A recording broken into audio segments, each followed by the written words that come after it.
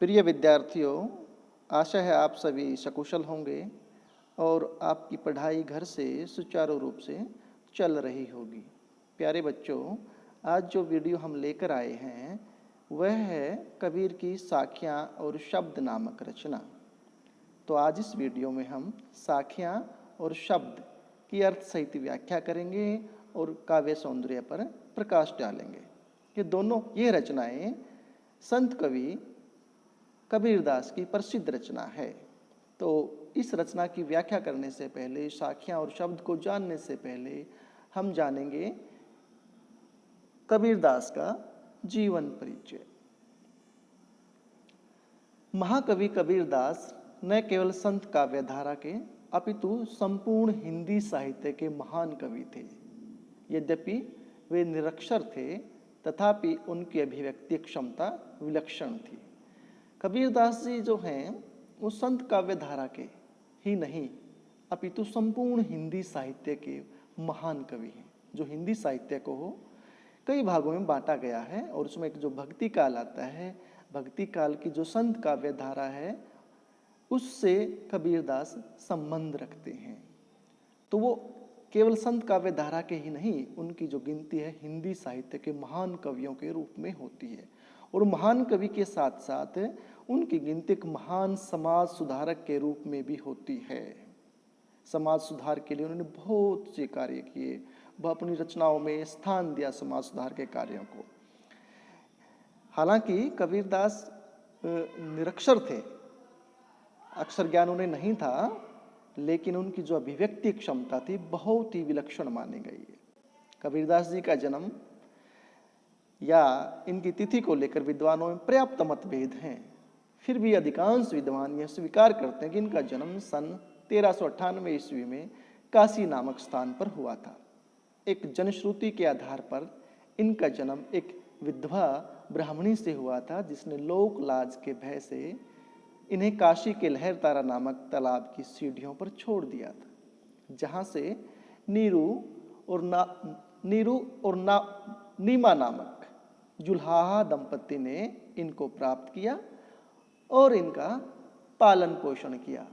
इनकी पत्नी का नाम लोई था, इनके पुत्र का नाम कमाल तथा पुत्री का नाम कमाली था। श्री रामानंद जी इनके गुरु थे। 120 वर्ष की आयु में सन 1518 ईस्वी में बनारस के निकट मगहर नामक स्थान पर इनका देहांत हो गया। प्रमुख रचनाएं, जैसे कि पहले बताया है कि कबीरदास जी निरक्षर थे, लेकिन जो रचनाएं इनकी आज हमें लिखित रूप में प्राप्त होती है वे रचनाएं इनके शिष्यों द्वारा संकलित की गई हैं। तो संत कवि कबीरदास जी की केवल एक प्रामाणिक रचना है बीजक। इसके 3 भाग हैं, साखी, शब्द और रमैणी। इनके कुछ पद गुरु ग्रंथ साहब में भी संकलित हैं। गुरु ग्रंथ साहिब जो सिखों का पवित्र ग्रंथ माना जाता है, उस ग्रंथ में भी कबीरदास जी के कुछ पद शामिल किए गए हैं। काव्यगत विशेषताओं की बात करें कबीरदास जी की, तो कबीरदास जी निर्गुण निराकार ईश्वर में विश्वास रखते थे। निर्गुण निराकार, उनका जो ईश्वर है निर्गुण है, बिना किसी गुण का, निराकार जिसका कोई आकार नहीं है, उस साकार ईश्वर में विश्वास नहीं रखते थे। वो निर्गुण एवं निराकार ईश्वर में विश्वास रखते थे। उनका मानना था कि ईश्वर कण कण में विद्यमान है। यही कारण है कि वे अवतारवाद, बहुदेववाद तथा मूर्ति पूजा का खंडन करते थे। अपनी रचनाओं में कबीरदास जी ने अवतारवाद, बहुदेववाद तथा मूर्ति पूजा पर जोरदार प्रहार किए हैं। धर्म के मार्ग में प्रचलित सभी परंपराओं व पद्धतियों को वे अस्वीकार करते थे तथा यह मानते थे कि किसी भी पूजा पद्धति से किसी भी स्थान पर किसी भी मनुष्य के द्वारा ईश्वर के प्राप्ति की जा सकती है। तो वे जितनी भी प्रचलित सभी परंपराएं या जो पूजा पद्धतियां थी उन्हें अस्वीकार करते थे। वो कहते थे परमपिता परमात्मा जो कण कण में विद्यमान है, जो निराकार है, निर्गुण है, उसे किसी भी पूजा पद्धति से हम प्राप्त कर सकते हैं। यही कारण है कि वेद शास्त्रों में बताई गई पूजा पद्धतियों को वे कटु आलोचना करते थे। तथा हिंदू धर्म में व्याप्त जाति पाति व छुआछूत को अमानवीय मानते थे। उन्होंने सदाचार पर बल दिया और कहा कि भक्ति के क्षेत्र में आडंबरों की नहीं वरन सद्भावना की आवश्यकता है। वो हिंदू धर्म की आलोचना नहीं करते थे। कहीं ये सोचो अभी हिंदू धर्म को ही, सिर्फ हिंदू धर्म की ही आलोचना करते थे। उन्होंने उन सभी धर्मों में जो रूढ़ियां थी, आडंबर थे, उनको जोरदार फटकारा है, फटकार लगाई है। मुस्लिम धर्म में भी जो कुरीतियां थी उनको भी अपनी रचनाओं में फटकारने का कार्य किया है। भाषा शैली भाव पक्ष की तरह कबीरदास जी का कला पक्ष भी उत्कृष्ट है। कबीर की भाषा जन भाषा है। जन भाषा जो आम बोलचाल की भाषा है, जो साधारण सामान्य आम लोगों की जो समझ में आती है, जो हम आम भाषाएं बोलते हैं, वो भाषा कबीर की रचनाओं में हमें मिलती है। उनकी भाषा में राजस्थानी, पंजाबी, ब्रिज भाषा, खड़ी बोली, पूर्वी हिंदी तथा फारसी आदि भाषाओं का समन्वय मिलता है।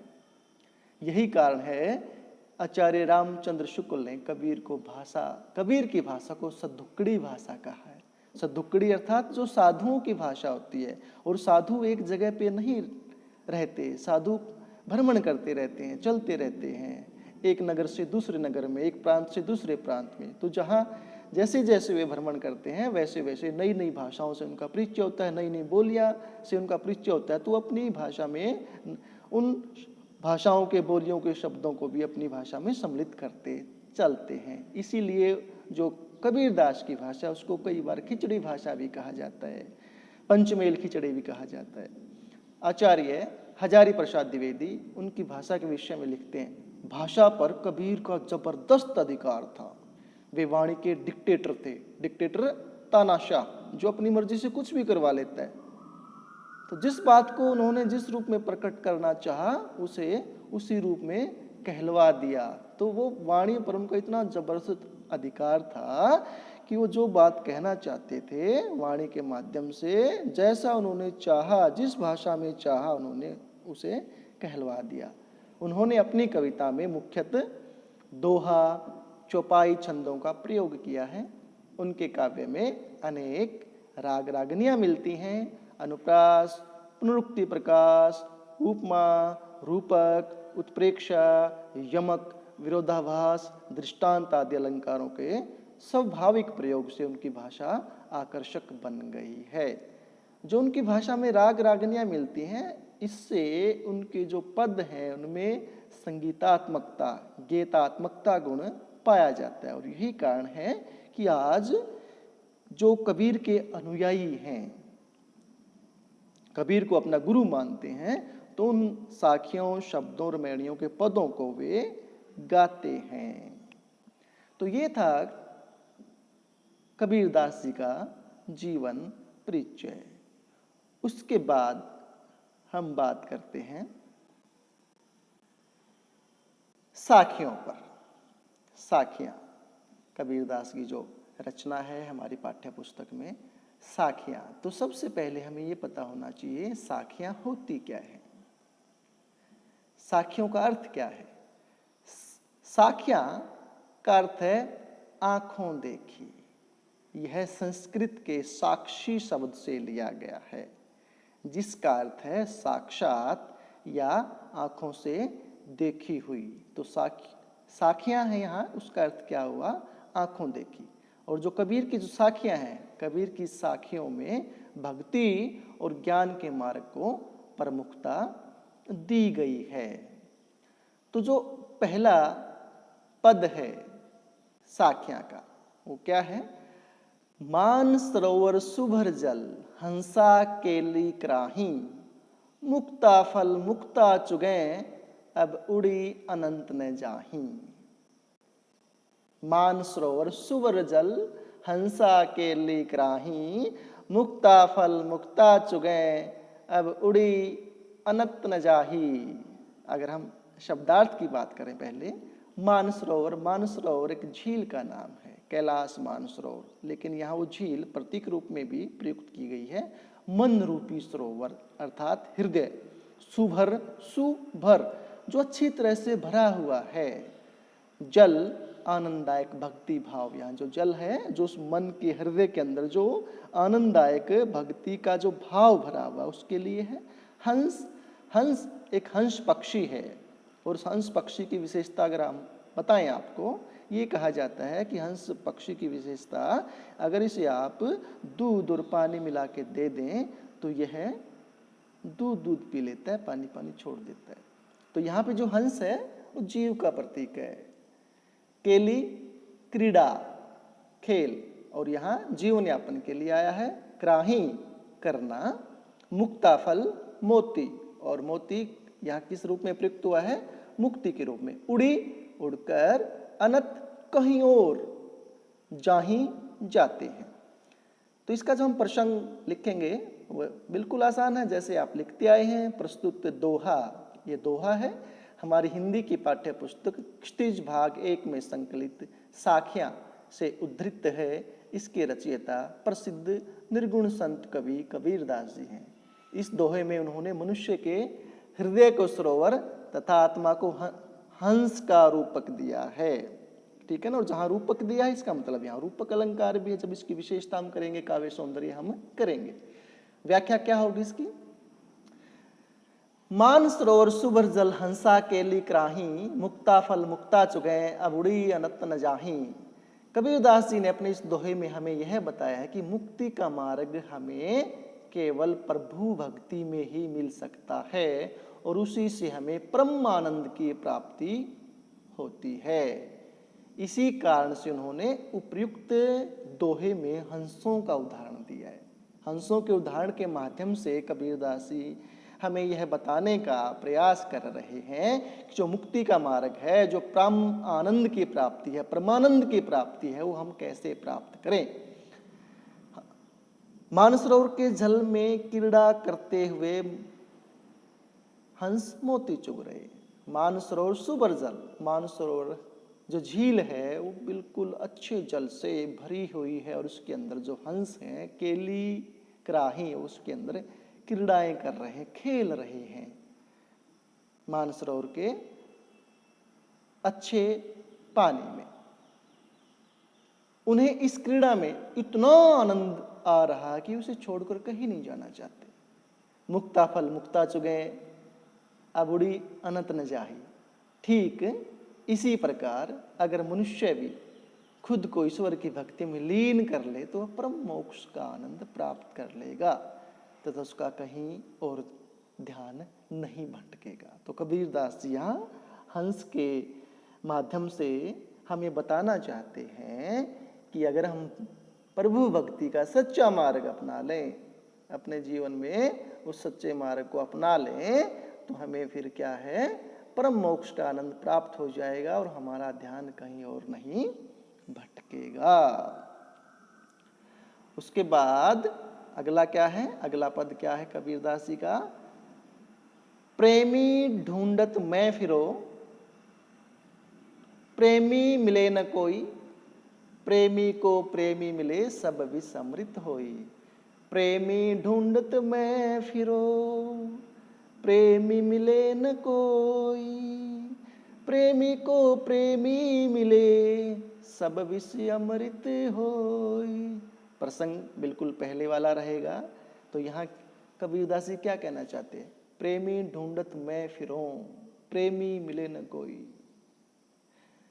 यहाँ कबीरदास जी ने संसार में सच्चे भक्तों की कमी के बारे में बताया है कि संसार में, इस जगत में, इस दुनिया में जो सच्चे भक्त हैं उनकी कितना अकाल पड़ा हुआ है सच्चे भक्तों का। भाई प्रेमी ढूंढत मैं फिरो, प्रेमी मिले न कोई। मैं प्रेमी ढूंढता ढूंढता फिरता हूँ, लेकिन मेरे को ऐसा कोई प्रेमी, प्रेमी मीन्स जो प्रेमी भगवान का सच्चा भगत है, सच्चा सेवक है, सच्चा साधक है, उसकी बात की गई यहाँ पे। जो व्यक्ति प्रभु की सच्ची भक्ति करता है वह कभी भी दूसरे मनुष्य को उसकी जात, धर्म या काम के लिए नीचे नहीं समझता। प्रेमी को प्रेमी मिले सब विस्मृत हो। अगर प्रेमी को सच्चा प्रेमी मिल जाता है तो जो विष है, जहर है, वो भी क्या बन जाता है? अमृत बन जाता है। तो यहाँ कहने का भावार्थ क्या है कबीरदास जी क्या कहना चाहते हैं कि अगर वह हम सभी मनुष्यों को समान भावना से देखें और हर मनुष्य से एक समान प्रेम करें तो क्या है, सब जो विषय अमृत हो जाता है, सारी बुराइयां हैं वो सारी मिट जाती हैं। कवि के अनुसार जब दो सच्चे प्रभु भक्त आपस में मिलते हैं तो उनके बीच कोई भेदभाव, ऊंच नीच, क्लेश इत्यादि बुरी भावनाएं नहीं होती। साथ ही जब दो सच्चे भक्त एक दूसरे से मिलते हैं तो नीची जात, दूसरे धर्म का व्यक्ति या छूत व्यक्ति भी प्रेम का पात्र बन जाता है। इस तरह पाप भी पुण्य में परिवर्तित हो जाते हैं। सब विष अमृत हो ही, भाई जो पाप हैं, जो बुराइयां हैं वो भी क्या है, अच्छाइयों में और पुण्य में परिवर्तित हो जाती हैं, उनमें बदल जाती हैं। लेकिन वास्तविकता क्या है, विडंबना क्या है, आज की दुनिया में तो सच्चे भक्तों का मिलन होना बहुत ही दुर्लभ है। क्योंकि आज क्या है, स्वार्थ का बोलबाला है, बेईमानी का बोलबाला है, सब अपनी स्वार्थ की बातें करते हैं। लोगों के मन से, हृदय से सच्चाई बिल्कुल विलुप्त होती जा रही है।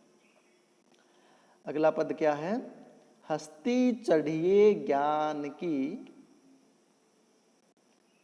हस्ती चढ़िए ज्ञान को सहज दुलीचा डारी, सवान रूप संसार है भूखंदे झक मारी। हस्ती चढ़िए ज्ञान को सहज दुलीचा डारी, सवान रूप संसार है भूखंदे झक मारी।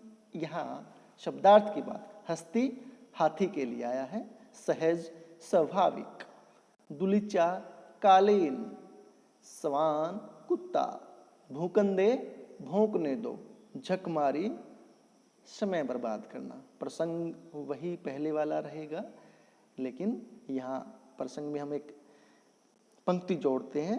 इस दोहे में उन्होंने अपनी उन्होंने ज्ञानी व्यक्तियों को अज्ञानी मनुष्यों की आलोचना की प्रवाह किए बिना भक्ति मार्ग पर आगे बढ़ने की प्रेरणा दी है। और इसके लिए उन्होंने किसका उदाहरण दिया, हाथी का। कबीरदास जी ने प्रस्तुत पंक्तियों में हमें संसार के द्वारा की जाने वाली निंदा की प्रवाह किए बिना ज्ञान के मार्ग पर चलने का संदेश दिया है। उनके अनुसार जब हाथी चलते हुए किसी गली मोहल्ले से गुजरता है तो गली के कुत्ते व्यर्थ ही भौंकना शुरू कर देते हैं। असल में उनके भौंकने से कुछ नहीं बदलता और हाथी उनके भौंकने की परवाह किए बिना स्वाभाविक रूप से सीधा अपने मार्ग में चलते जाता है।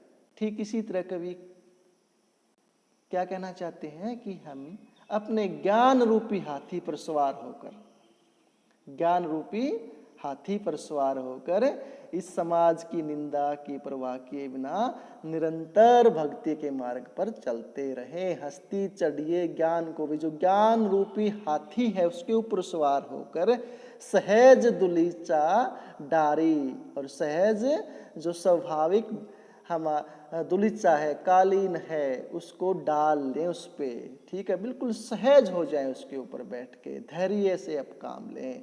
समान रूप संसार, और ये संसार क्या है, कुत्ते जैसा है, कुत्ता रूपी संसार है। ये संसार को क्या किसका रूपक यहाँ पे दिया गया, कुत्ते का। भूखंदे झक मारी, भाई कोई आपके बारे में कुछ कहता है, आपकी निंदा करता है, आपकी चुगली करता है, उन चीजों को छोड़ दीजिए, वो झक मारते रहेंगे। और इसके लिए हाथी का उदाहरण दिया है। भाई जब हाथी गली से गुजरता है, हाथी अपनी मस्ती में चलता रहता है और कुत्ते उसके पीछे पीछे भौंकते रहते हैं, लेकिन कुत्ते उसका कुछ बिगाड़ नहीं पाते। उसी तरह हमें ज्ञान रूपी हाथी पर सवार होकर और सहज रूपी जो कालीन है वो डाल के चलना चाहिए।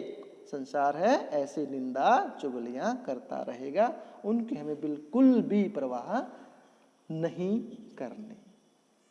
अगला क्या है, अगला जो पद है, पखा पखी के कारणे सब जग रहा भुलान, निरपक होई के हरि भजे सोई संत सुजान।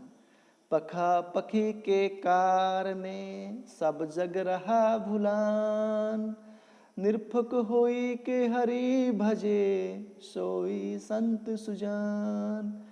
इस दोहे में कबीरदास जी क्या कहना चाहते हैं कि जो मनुष्य को पक्ष विपक्ष आदि का त्याग कर संभाव से ईश्वर भक्ति करने की प्रेरणा दी है।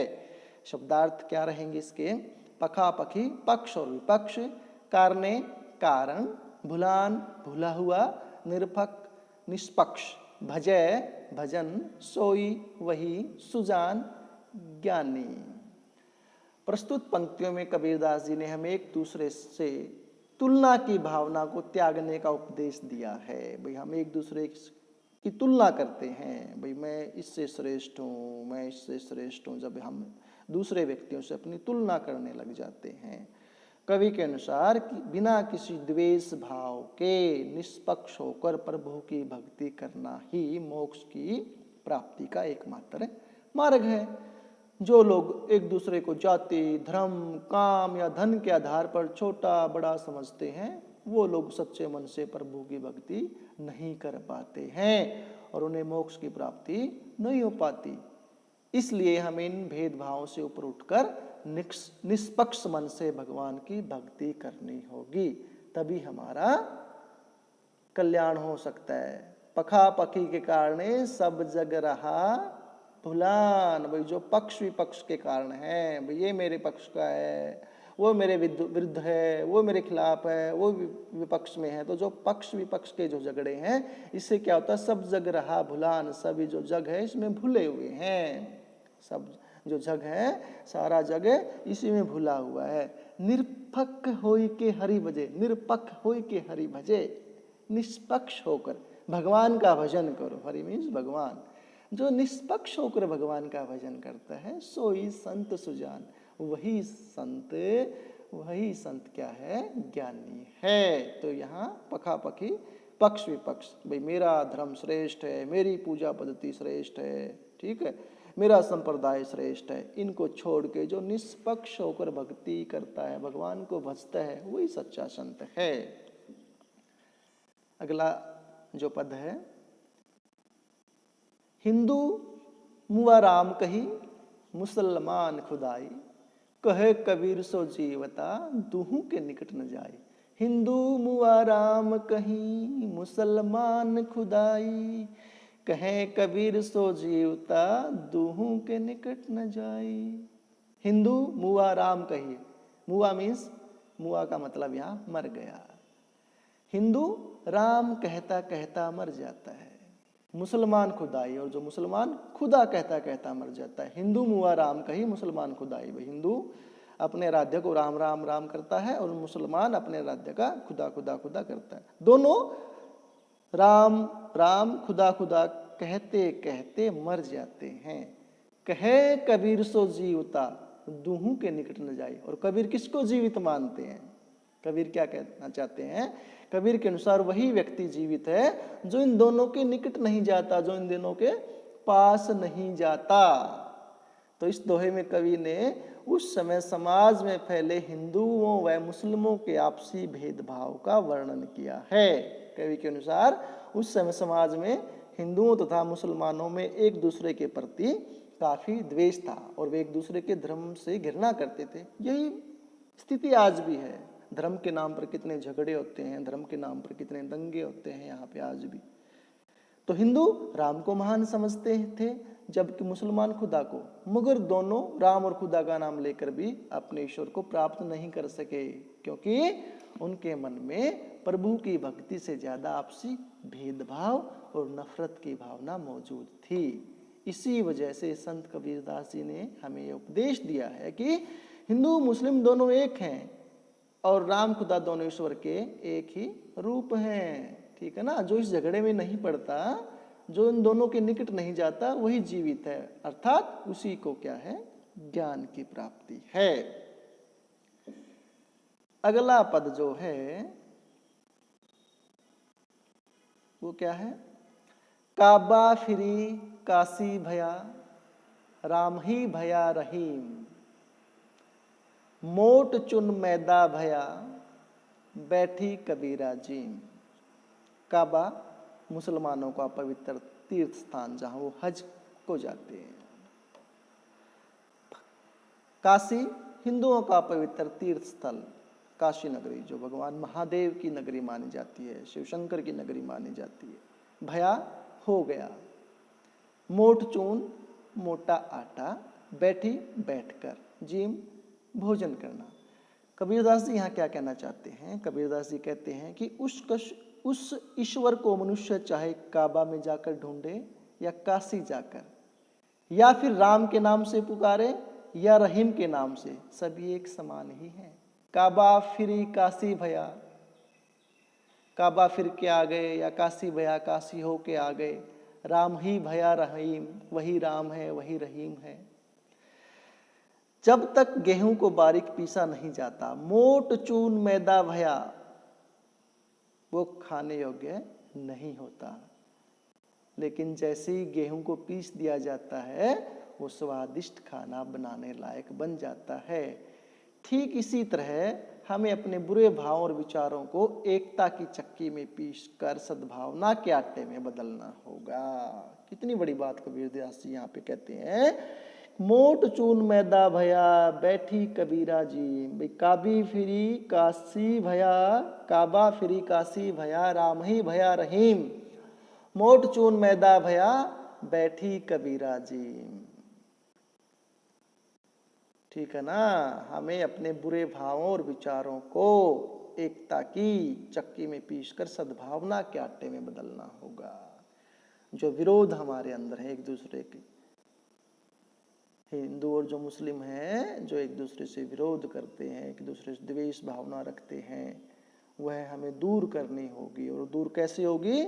जब हमारे ऐसे जो नफरत के भाव हैं, घृणा के भाव हैं और जो विचार हैं, उन्हें एकता की चक्की में पीसकर सद्भावना के आटे में बदलना होगा।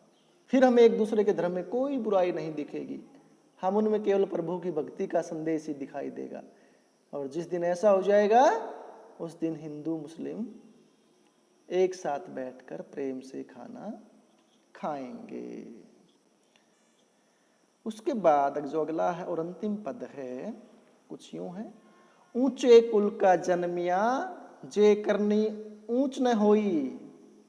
ऊंचे कुल का जन्मिया, जे करनी ऊंच न होई, सुब्रन कलसुरा भरा, साधु निंदा सोई। ऊंचा कुल, अच्छा खानदान, जन्मिया पैदा होकर, करनी कर्म, सुवर्ण सोने का कलश, सुरा शराब, निंदा बुराई, सोई मैंने उसकी। तो इस दोहे में कबीरदास जी क्या कहना चाहते हैं? वो स्पष्ट करना चाहते हैं कि मनुष्य कर्म से महान बनता है, न कि जन्म से। वो जाति जो प्रथा है, जो जाति प्रथा के हिसाब से हम अपने आप को श्रेष्ठ मान लेते हैं, मेरी जाति ये है, मेरा कुल उच्च वर्ण का है, मैं उच्च जाति का हूँ, ये है मेरी जाति सबसे श्रेष्ठ है, ये नीची जाति है। भाई जो इस तरह की जाति आधारित जो व्यवस्था है, जाति प्रथा है, उस पर यहाँ पे कबीरदास जी गहरी चोट करते हैं। कबीरदास जी कहते हैं कि पहले के समय में व्यक्ति को उसके कुल से बड़ा समझा जाता था, ना कि उसके कर्म और ज्ञान से। इसी वजह से कवि ने इन दोहों में हमें यह संदेश दिया कि कोई व्यक्ति अपने कुल से नहीं बल्कि अपने कर्मों से बड़ा होता है। किसी व्यक्ति की पहचान उसके कर्मों से होती है, न कि उसके जन्म से। जैसे उदाहरण देखिए, यहाँ पे कबीरदास जी क्या दे रहे हैं। अगर एक सोने के मटके में मदिरा शराब भरी हो तो वह किसी साधु के लिए मूल्यहीन हो जाता है। ठीक है ना? वैसी बात यहाँ पे की गई है। कबीरदास जी कह रहे हैं कि अगर कोई उच्च कुल में जन्म ले लेता है, लेकिन उसके जो विचार हैं, उसके जो भाव हैं या उसके जो कर्म हैं वो उच्च नहीं है, वो निम्न है, तो उसे हम ऊंचे कुल का नहीं कह सकते। उदाहरण दिया एक सोने के मटके का, सोने के कलश का, सोने के घड़े का। अगर सोने के घड़े में बाहर से सोना चमकीला दिखाई दे रहा है, सुनहरी रंग का दिखाई दे रहा है, सुंदर दिखाई दे रहा है, लेकिन उसके अंदर क्या भरी हुई है? शराब, मदिरा भरी हुई है, तो साधु के लिए किस काम की? ठीक वैसे ही बड़े कुल में पैदा होने के बाद भी अगर कोई व्यक्ति बुरे कर्म करे और दूसरों के परोपकार से जुड़े महान काम न करे तो वह बड़ा कहलाने लायक नहीं है। इसलिए हमें किसी मनुष्य का उसके कुल से नहीं बल्कि उसके कर्म से पहचानना चाहिए। भी उसका कर्म कैसा, उसके काम कैसे। तो किसी भी व्यक्ति की जो पहचान होती है उसके कर्म से होती है। उसने महान कार्य किए हैं तो महान व्यक्ति है। तो ये अंतिम पद था। उसके बाद है काव्य सौंदर्य, जो इन पदों में, साखियों में अगर हम काव्य सौंदर्य की बात करें तो दोहा छंद का प्रयोग हुआ है। दोहा छंद, दो दो पंक्तियों के जो पद थे, इनमें ये क्या है, कौन सा छंद है, इनमें दोहा छंद है। स्वर मैत्री के कारण गेयता का गुण विद्यमान है। गेयता अर्थात इनका गायन किया जा सकता है, इनको गाया जा सकता है, इसलिए इनके अंदर यह गुण भी विद्यमान है।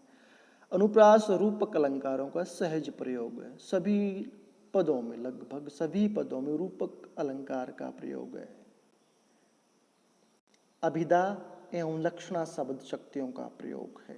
अभिधा जिसका अर्थ सामान्य निकलता है, और लक्षणा जहां पर उसका अर्थ कुछ और निकल रहा हो। जैसे हम मानसरोवर की बात कर रहे थे, हंस की बात कर रहे थे। मानसरोवर वहाँ हृदय रूपी सरोवर है, हंस वहाँ पे जीवात्मा है। तो ऐसी जो शब्द शक्ति है वो लक्षणा शब्द शक्ति कहलाती है। तद्भव एवं तत्सम शब्दों की अधिकता है। तत्सम शब्द वो होते हैं जो संस्कृतनिष्ठ होते हैं, संस्कृत के शब्द होते हैं। तो इन पदों में तत्सम के शब्दों की भी प्रधानता है। भक्ति की बात की गई है, भक्ति रस है, प्रसाद रस है एवं शांत रस विद्यमान है। तो ये काव्य सौंदर्य था इन पंक्तियों का। आशा है आपको यह वीडियो पसंद आया होगा। धन्यवाद।